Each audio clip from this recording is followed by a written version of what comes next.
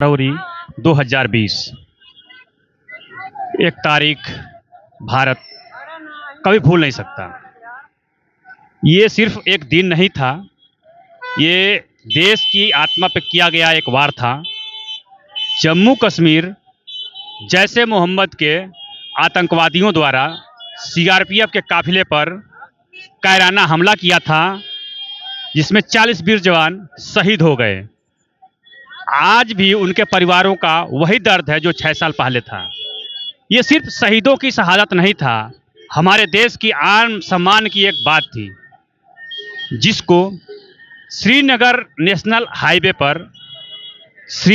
Highway पर सेनाओं की काफिला गुजर रहा था, जिसमें 700 गाड़ियां थी, जिसमें जैसे मोहम्मद के कायराना हमले के चलते हमारे देश के 6 साल पहले 40 जवान शहीद हो गए, जिसमें पाकिस्तान का कायराना हमला ये कभी भूला नहीं जा सकता और ना ही ये भारत भूल सकता है।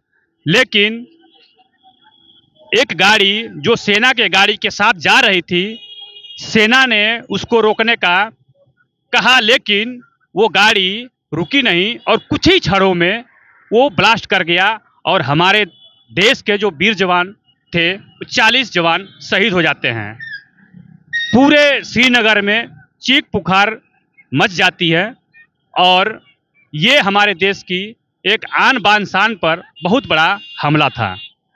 जैसे मोहम्मद ने इसकी जिम्मेदारी ली, ये वही आतंकवादी संगठन है जो पाकिस्तान में बैठ करके भारत के खिलाफ षड्यंत्र रचते रहता है और हर उस घटना से हमारे देश के हर नागरिकों के आंखों में आंसू आ गया।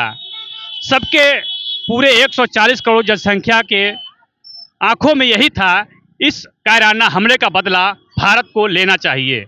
लेकिन हमारे देश के प्रधानमंत्री नरेंद्र मोदी ने संकल्प लिया कि हम इस 40 वीर जवान शहीदों की शहादत का बदला मैं पाकिस्तान से लूंगा।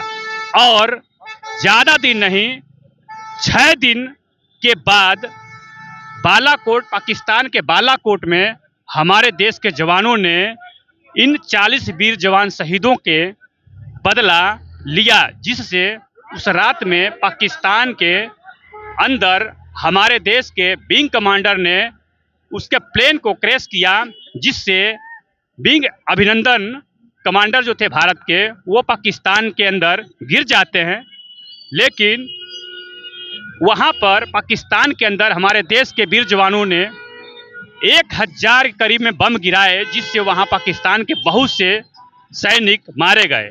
बालाकोट एयर स्ट्राइक के बाद हमारे देश में वो जोश था जो एक फौजी के शरीर के अंदर होता है। हमारे देश के जो विंग कमांडर अभिनंदन ने उस पाकिस्तान के फ्लाइट को, उस जेट को मार गिराया और पाकिस्तान के अंदर जाकर के गिर गए। लेकिन उस पाकिस्तान के लोगों द्वारा अभिनंदन को कैद कर लिया जाता है। लेकिन भारत भी बैठने वाला नहीं था, क्योंकि ये 1947 का भारत नहीं है, ये 2024 का भारत था, 2020 का भारत था।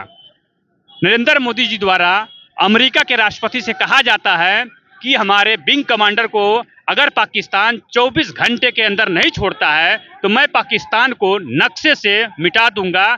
जो अमेरिका के राष्ट्रपति द्वारा पाकिस्तान के राष्ट्रपति को ये मैसेज दिया जाता है कि अगर विंग कमांडर को नहीं छोड़ते हो तो इसकी जिम्मेवारी तुम खुद होगे और 24 घंटे के बाद भारत कौन सा फैसला लेगा, इसका कोई हल नहीं होगा। यहाँ तक अमेरिका के राष्ट्रपति ने कहा कि अगर पाकिस्तान को बचाए रखना है तो 24 घंटे के अंदर विंग कमांडर अभिनंदन को इज्जत के द्वारा उनको भारत को सौंप दे, नहीं तो पाकिस्तान नक्शे से खत्म हो जाएगा। ये वही दिन है 14 फरवरी 2020, जो आज 6 साल पहले ये घटना हुई थी।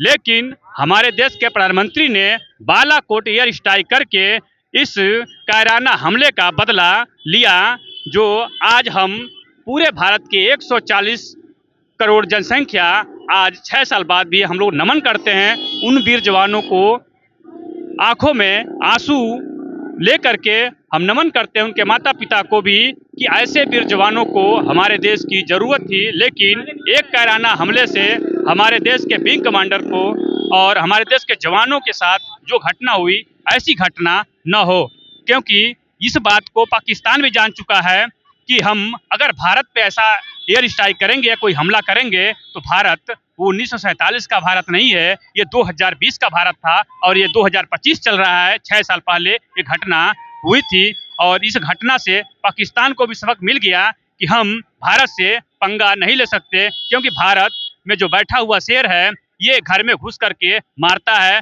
और पाकिस्तान के अंदर घुस करके भारत ने उसको सबक सिखाया और 1000 बमों से पाकिस्तान के अंदर हमला किया, जिससे वहां में खलबली मच गई कि हम जब मीडिया पूछी कि क्या आप लोगों को पता नहीं चला कि एयर स्ट्राइक हुआ, तो उन्होंने कहा कि हमारे जो जवान थे वो सोए हुए थे और इससे पता नहीं चला, जिससे कि 1000 बम पाकिस्तान के अंदर गिराया गया।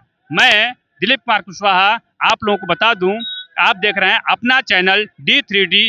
आज हम पूरे देशवासियों की तरफ से उन वीर जवानों को सलाम करते हैं, सैल्यूट करते हैं, जिन्होंने अपनी शहादत इस भारत माता के लाज बचाने के लिए दी। ऐसे कायराना हमला अगर कभी पाकिस्तान करेगा तो उसका जवाब हमारे देश के प्रधानमंत्री, रक्षा मंत्री, गृह मंत्री और हमारे देश के नागरिक बखूबी देना जानते हैं। जय हिंद।